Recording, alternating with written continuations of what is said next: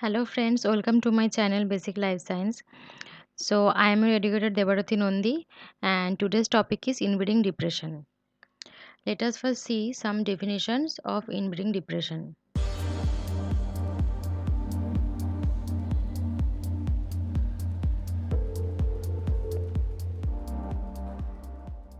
Inbreeding is the production of offspring from the mating or breeding of individuals or organisms that are closely related genetically.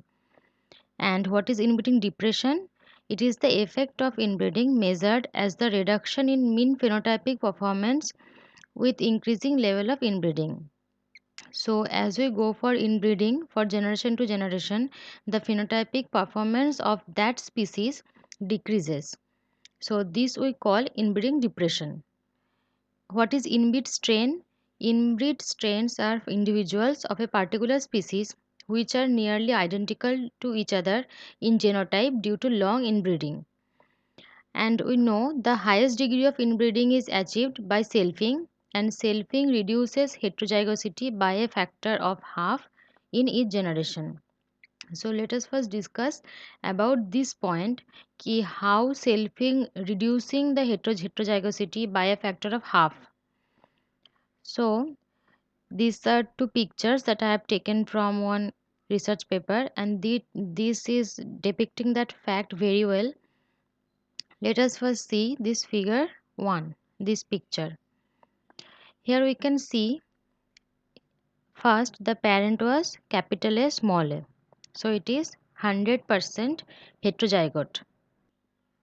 So in the next generation we are getting capital A small a 50%, capital A 25% and small a 25%. So the percentage of heterozygote with the homozygote is 50-50. They are in 1:1 ratio. So the decrease in heterozygosity is half. It was 100%, then it became 50%.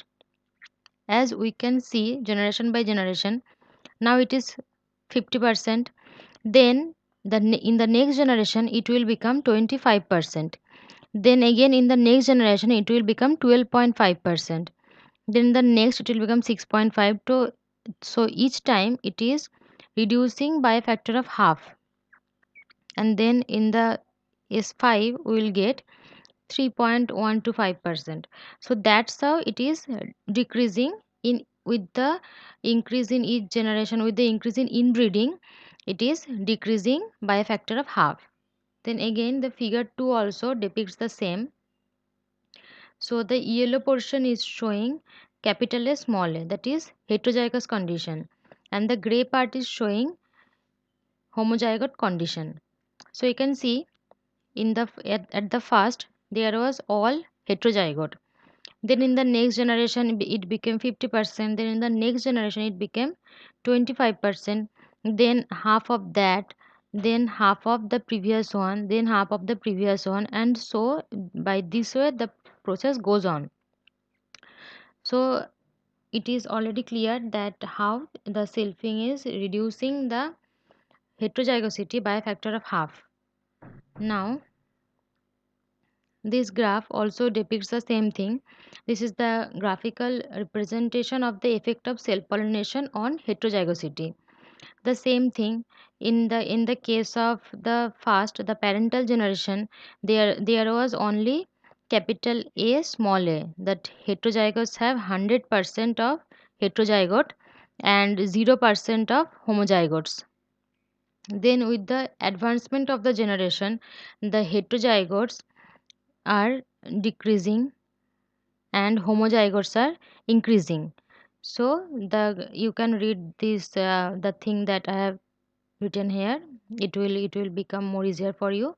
And this is the thing. The thing is that it is increasing by half. Now what is effect of inbreeding? The first point is appearance of lethal and sublethal alleles. So we know that there are lethal, sublethal, subvital and vital allele. If the lethal allele is in homozygous state, then survival of that plant is not easy. So here are some example, that is some of the plants are albino, there will be chlorophyll deficiencies.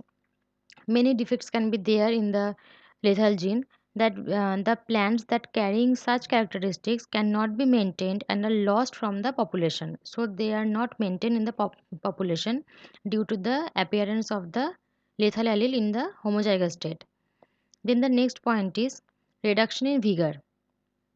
With the subsequent generation of inbreeding, the vigor of the plant reduces. The plant becomes shorter and weaker because of general reduction in the size of various plant parts. The next point is reduction in reproductive ability. The reproductive ability of the population decreases rapidly. Many lines reproduce poorly that cannot be maintained. Separation of the population into distinct line. So population gets separated into distinct lines. So for example, in this case, at the first the population was capital A small a. Then the population divided into capital A, capital A small a, and small a small a. So the population got divided here, and with the subsequent generation, the percentages of capital A and small a increased, and capital A small a is very minimum. So the point I'm talking about is the separation of the population into distinct line. So from capital A small a, the population divided into capital A small a with the minimum percentage, and the small a. Now next point is increase in homozygosity. So homozygosity increases. We have already seen that. Now reduction in yield. Inbreeding generally leads to a loss in yield. The inbred lines that is able to survive and be maintained yield much less than the open pollinated variety from which they are derived. Now this is the picture of inbreeding depression, and the picture depicts this point, that with the increase in homozygosity, and also there is reduction in yield, and the vigor of the plant also decreases.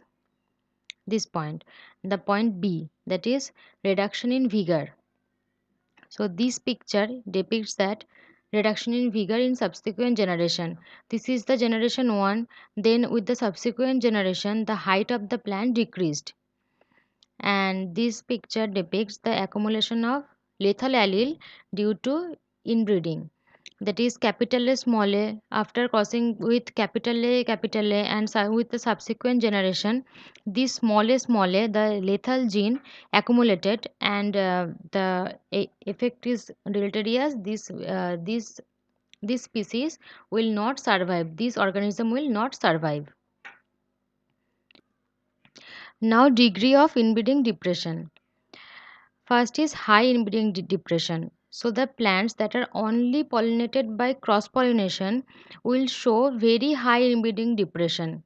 For example, alfalfa, carrot, hayfield, tarweed, etc. will show very high inbreeding depression. And the loss in vigor and fertility is so great that very few lines can be maintained after 3 to 4 generation of inbreeding, and the line shows greatly reduced yields, generally less than 25% of the yield of open pollinated variety. So these are some specific point that I want to mention. And then the second point is moderate inbreeding depression. Many crop species such as maize, jowar, bajra, this will show moderate inbreeding depression, and many lethal and sublethal types appear in the self progeny, but a substantial proportion of the population can be maintained under self pollination. Here, however, a large number of inbred lines can be obtained which yield up to 50% of the open pollinated variety. For high inbreeding depression, it will yield less than 25%, but for moderate inbreeding depression, it can yield up to 50% of the open pollinated varieties. Now, low inbreeding depression. Several crop plants like onion, rice, sunflower, cucurbits, these crops and many other crops are there that show low inbreeding depression. So only a small proportion of the plants show lethal or subvital characteristics, and the loss in vigor and fertility is small, so they can be maintained as they are poorly fertile, but they are somewhat fertile, and some of the inbreed lines may yield as much as the open pollinated varieties from which they are developed. Now, absence of inbreeding depression. The self-pollinated species do not show inbreeding depression, although they do not show heterosis. So, absence of inbreeding depression we can see in the case of self-pollinated variety, because they are already in a phase of selfing, and selfing is the highest form of inbreeding.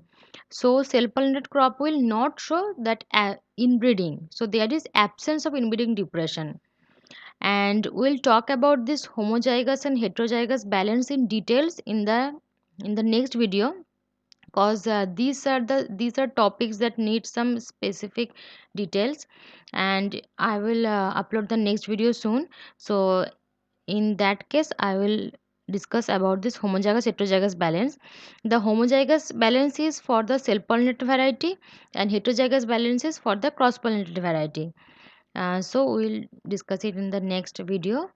So if you have not subscribed yet, please subscribe to my channel for this kind of videos, and like, share, and so thank you for watching this. Thank you.